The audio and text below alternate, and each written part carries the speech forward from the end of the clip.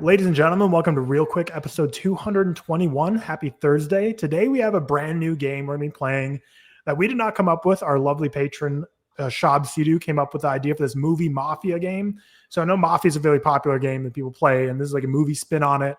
I never played Mafia. Like back when I played high school football, like a team bonding thing that people always did, like the offensive skill players like always did like a weekly Mafia game at their house. Oh, is this a thing? Oh, it is a thing. I've never played it. I have no clue what it's like. But the way this Movie Mafia game is going to be going is I had each of you send me 5 takes. So 3 of them are true film takes each of you believe, and 2 of them are false takes, not true. You don't actually believe them, but they're believable enough, ideally, that you'll be able to convince us that like you actually do believe it. So basically what's going to happen is I'm going to text you each individually. So you each sent me 5 takes, and we're going to play 3 rounds total of this game. And I'm going to text you individually just one of your takes that you sent me. And that's the take that for that round you're going to have to defend as if it's a true take. So each round, all 3 of you, I might send you the true takes. I might just send one of you a false one. I might send multiple a false one. So you're trying to suss out who's the imposter, who's defending a take you don't actually believe. But the wrinkle I'm throwing in is it's not just going to be one of you. It could just be one of you, but I might be sending you false ones, true ones. So we tried our best. It was hard to come up with takes because I hate this game. So much. I hate this game because I could not think of a take that maybe didn't sound something I've said before. We've spoken about everything. Like, we've got everything. So, but also you got to know, like the audience listening and knows us like very well, but maybe like a couple percentages less than we know each other. Defend it. So basically, you're going to go one by one and read your take, and then maybe you guys can ask probing questions, like maybe be like, oh, like why do you think that or believe that, and just make them defend it. Gonna be hard. And then we'll get to a comfortable point after like 5 minutes or so, and I'll say, all right, everyone has to vote for who they think. And again, listening to this, play along as well. Like who do you think is telling us the real stuff, who's not? So if you give me a second here, I'm going to text you one by one which takes here you are going to be doing for the first round. We're going to play 3 rounds here. So I'm texting George first. Ooh. So vamp and buy me some time as I need 15 seconds to send you your takes. So George, you have yours. Ooh. And now Cam, I'm sending you yours. I'm really curious to see how this turns out because I could easily see this like flopping and not being a hit with the listeners and being a hit with us, but I could also easily see it being like something that people are going to want us to play like every month. All right, now Seth, I got to get you yours. Your texts are so far back because you were king and sent it to me so early. I sent it this morning. Yeah, I really didn't want to make you look for it, Tyler. Yeah, thank you. I'm just so popular. Okay. Okay, I just sent it to Seth. Confirm you each have your takes. Yep. Confirmed. So okay, cool. Got you. Okay, so you each have your takes. So we'll start with who did I send it for? George. So what is your take? And remember, even if I send you the false one or true one, you have to pretend like this is a true take. So, and you have to be expected to defend it. So George, what's your take for round 1? My take is that Gwen Stacy from Spider-Verse 1 and 2 is the best written spider person in live action or animation. Okay. Spider person. Any spider person in any live action or animated film or TV show. We're gonna have each of you read your takes, and you can ask some probing questions beyond. So George read his, and now Cam, you're next. What is your take? It's along the lines of the spider people. It's that Spider-Man 2 is worse than Spider-Man Homecoming. And then Seth, your take? My take is that Adam McKay, Cam's favorite director, I think, only has one good film. All right. So I will define good because I think it's fair. I'll define good. What's a good on a 5 out of 5? Yeah. That's what I was gonna say. I'm going to give you that because it's nice, but you can't check my letterboxd. Yeah, don't look. I'm not checking Letterboxd right now. We don't. Good would be defined as a 3.5 or above for me. Okay. Well, that's just not fucking. So just to recap, George says Gwen Stacy from Spider-Verse and Spider-Verse 2 are the best written Spider person in animation or live action. Cam, Spider-Man 2 is worse than Spider-Man Homecoming, and Seth, Adam McKay has only directed one good film, which is a 3.5 or above. Again, remember, I could have sent you all truths. I could have sent you all 3 falses. Could be 2, could be 1. So it's not your turn to suss out who has the false one, or does anyone have the false one, and who plural has the false. So what? Why is Homecoming better than Spider-Man 2? Yeah, Homecoming's better than Spider-Man 2 because it shows a different side of Peter Parker, and frankly, I have a take here. I have a take. Alfred Molina's Doc Ock, not really that much better than Michael Keaton's Vulture. The Vulture reveal in Spider-Man Homecoming is one of the best reveals of all time. Maybe not one of the best reveals of all time, but a very fun and like pulls the rug out from under you reveal. And then just frankly, I think Michael Keaton makes that movie. I really, really enjoy his Vulture when he's kind of sitting in the car talking to Peter. And he's like, what's he say? If you tell my daughter I will kill you, I will kill you. It's a good reveal. It's a good reveal. It's a great reveal. Also, Tom Holland looking like a high schooler helps. Not this, in Spider-Man 2 when he's like getting pulled on the train and he goes, "Oh, he doesn't look any younger than my kid." Yeah, he does. He looks 48. You idiot. Tobey Maguire's an old doesn't ass. Put you off that it's not as small of scale, and Iron Man's there as kind of a separate entity helping him out. I like Iron Man. You know my opinion on Iron Man, and I really like Iron Man. So you think it's better than Spider-Man 2? I think Homecoming is better than Spider-Man 2. Very, very interesting. What are all the Adam McKay movies you've seen, Seth? Okay, I've seen. At least not gonna. Okay, so I've seen. Don't Look Up. Did he do both the Anchormans? No. One. I just think the first. Okay, let's just say both, but whichever one he did it. So both the Anchormans, The Big Short, Vice, the other guys, and he did both. The other guys and Step Brothers. I think they're the all seen, which I think is all. Maybe. I know Seth doesn't love Don't Look Up. I don't think that's a 3.5 at all. And I know that. Yeah. See, this is hard because now 3.5 is the key. Now I'm just 3.5 is tough because I don't think you rate. It's 3.5 or above, right? 3.5 or above. And you 3.5 or above. So you're saying one film above a 3.5 or 3.5 no. or above? Yeah, one film a 3.5 or above. So every other film. Frankly, if you don't have The Big Short higher than that, I might cry. If you don't have Step Brothers or the other guys above that, I might cry.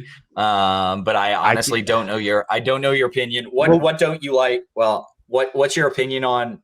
I don't know. Can I ask that? Like, what's your opinion on the other guys? Can you give me your opinion on Adam McKay as a whole, real quick? I don't like.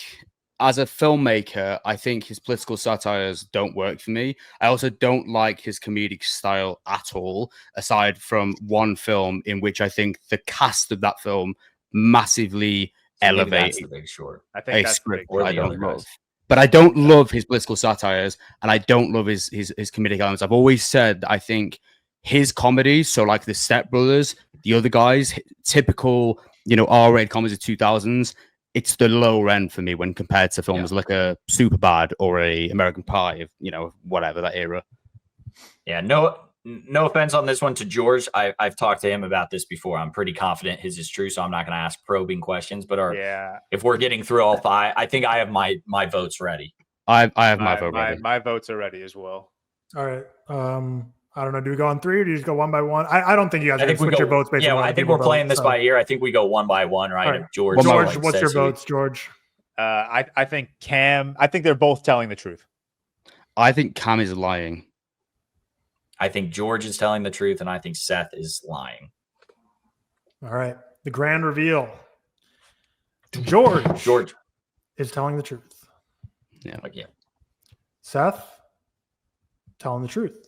Woo! Oh, fuck you, Seth. I actually hate you. I hate you now. Which one is it, though? Which one is it? Which one? The other guys? Oh, sorry. No, it's the Big Short. It's the Big Short. It's the Big Short. Okay. Big Short. I like the Big Short. Okay, good. The Big Short's and good. Cam, false. Yeah. Come on. Time out. So, to be fair, I have made comments on this pod before, and I did used to believe that every Tom Holland Spider-Man was better than every Sam Raimi Spider-Man. Yeah, I used to believe that. I knew that take. I didn't know if you still upheld that take. Yeah, I rewatched them and I was like, okay, I'm wrong on that. So yeah, that was a while ago. I think I have Spider-Man 2 at a 4.5 and Spider-Man Homecoming still at a 4. I do really like Spider-Man Homecoming. Mine was more. Round one is done. So good work. So who got that right? Seth got it correct. Wait, no, George. You said they both were telling the truth. Yeah. No, I was lying. Bro, I'm sorry. Yeah. I'm Which, so to be fair, you hyper- both kind of were half right because Cam, at one point it was true. But I just sent you all your next takes. So we're going on to round 2. We'll see if we get the swing of this a little more here. I'll start with Seth this time. Seth, what's your take? Okay. My take is that I think Star Wars The Phantom Menace is not the best Star Wars film, but the best looking Star Wars film. Not the best Star Wars film. No, that's absolutely. I don't even need to bother that. I know Attack of the Clones is the best looking Star Wars film. Cam, what's your take?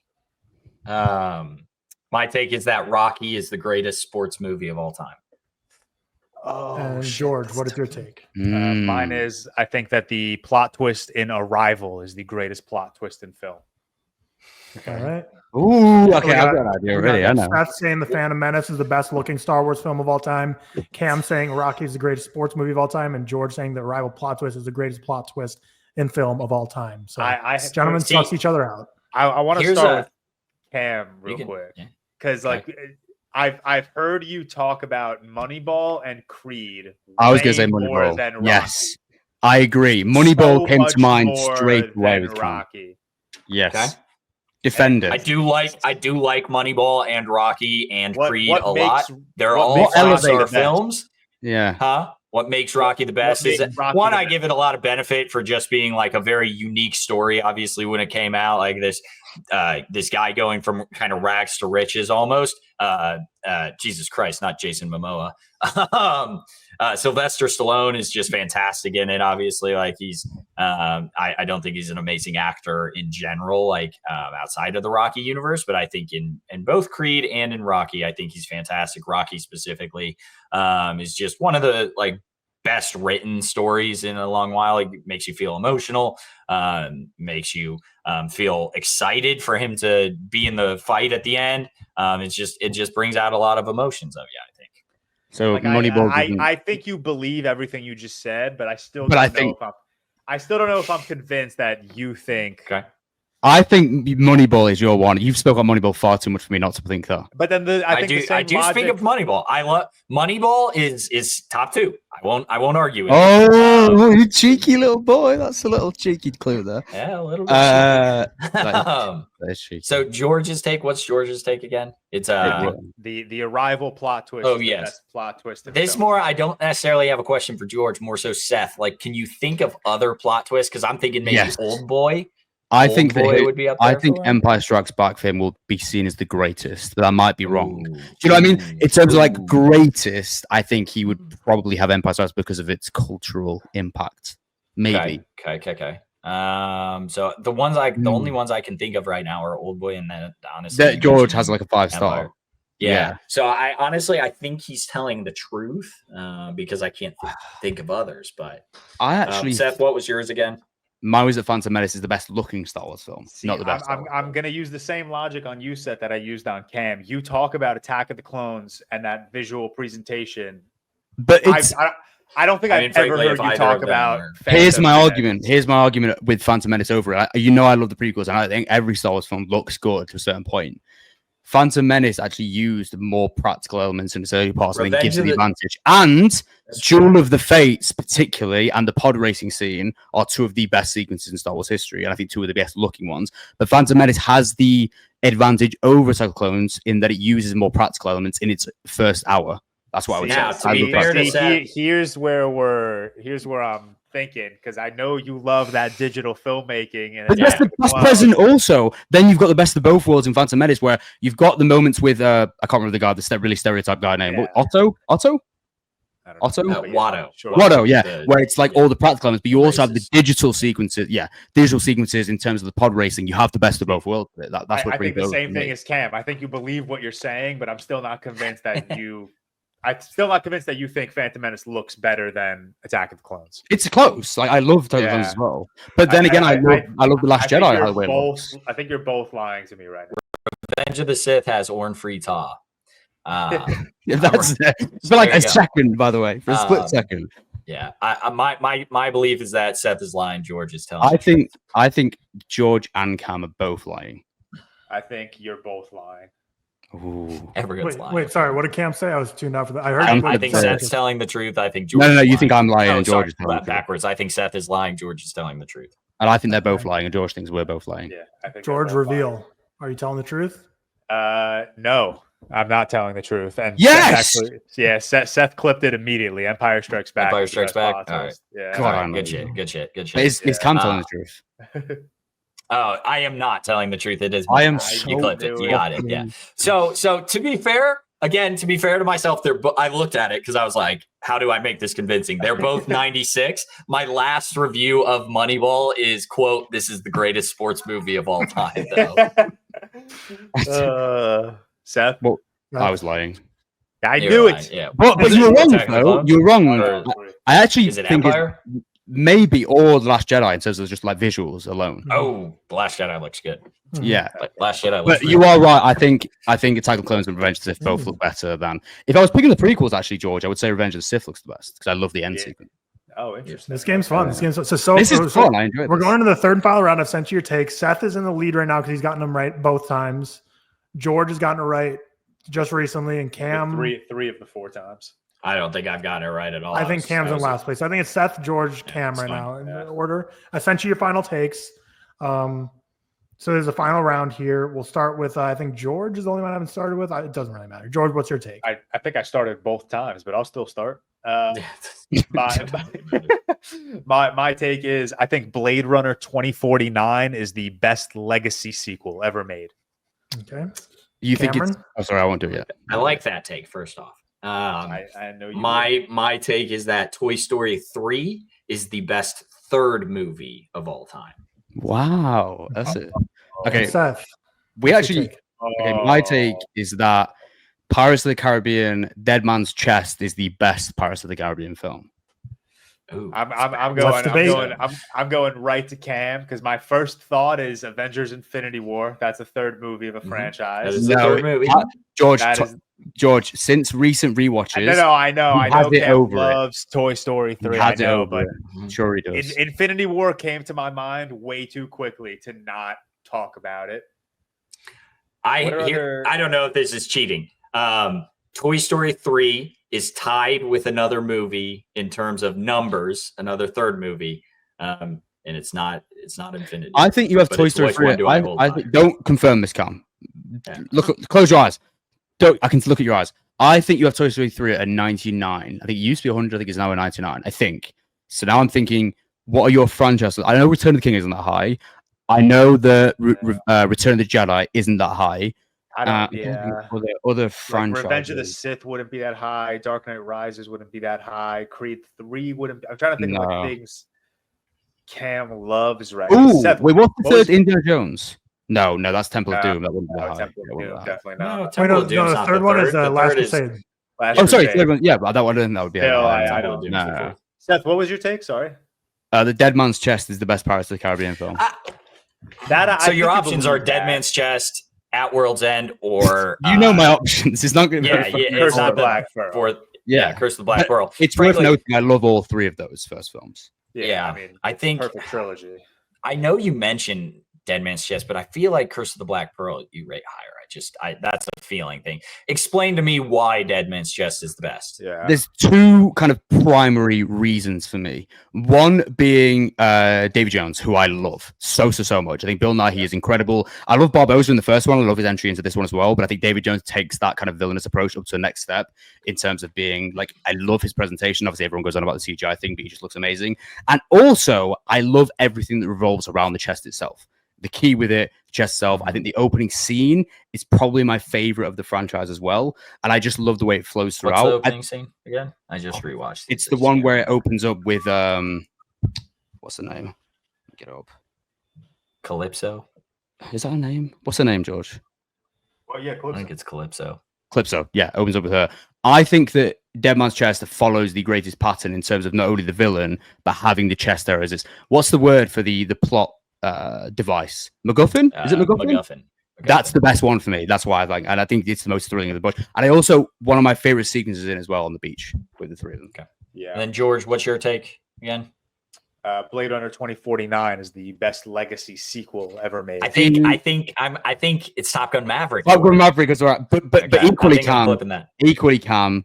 I think this is his 1 and 2 is the issue here. Yeah, no, I probably that. I think Top Gun Maverick might take the cake though. Yeah, I mean he's watched Top Gun Maverick 55 times. Like I can't not guess that's a false. I think this is why he chose it, because we'd think that. So I actually think he's being truthful. That's fair. Okay. I'm ready to guess. I don't know. Wait, sorry, what was Tom? What was yours? I'm still not ready to guess. I don't think Cam thinks Toy Story 3 is the best third movie. I don't. And he said no Infinity War, so my mind immediately stuck with superhero movies, and I went to Guardians 3. No. But I don't know, because I think he used to have Guardians 3 to 5. I don't know if it's still a 5. I don't think he's as high on Guardians 3 as like me and Seth are. Really? I think he loves it, but I think me and Seth probably like it more than Cam. Either way, my mind also went straight to Days of Future Past. I think that might be his best. That is the 5 stuff. I actually think if that's considered a third movie and not a third movie. Well, that's the problem. I'd consider it. Yeah. I actually think I don't think Cam's I think Cam and George are telling the truth. I think they're both telling the truth. That's my guess. Okay. I think Cam is lying. And I think Seth's telling the truth. I think Seth is telling the truth. I think they're both lying, if I had to guess. Seth and George are both lying. All right, Seth, reveal. I was telling the truth. Yeah, I knew it. Really? That sucks. Yeah. Man. The first they're one's both so the same much rate. better. Bro, it's so good. Chill. The first one's so better. He is sick. I was telling the truth. I used to have Return of the King higher. Do you have it at 99 or 100, Cam? 99. I used to have Return of the King at a 99, but I dropped it. Okay. So a lot of my takes were things like I used to believe. So I don't know if that's cheating, or used to not believe. Like, George, reveal. I'm not telling the truth. Oh, but you guys were still wrong. It's Mad Max Fury Road. Yeah. Okay. Those are my top 3: Maverick, Blade Runner. I can't believe I forgot Fury Road. That's I'm surprised you guys forgot Fury Road. Honestly, I'm very that third round was impressive because that was the only round. Like none of you got both of your guesses right. Yeah. That went much better than expected. By the way, I really enjoyed that. Yeah, that's fun. So for none of us have Mafia experience. So comment down below. I enjoyed that. Praise Shabs if you're a big fan of this. Shabs to do. Shout out for the recommendation. Improve it for next time. I'll do a little better job like keeping score just so I can know exactly who did what. But I don't know. I think this went really well, and I low-key think like people might really like this. So if you want to see more of it, definitely let us know. But with that, we will see patrons tomorrow for a review of Perfect Days, and everyone else will see next week for an Aster-filled review of Eddington and his ultimography. But other than that, have a great rest of your Thursday, and we will see you all soon. Peace. Bye. Peace.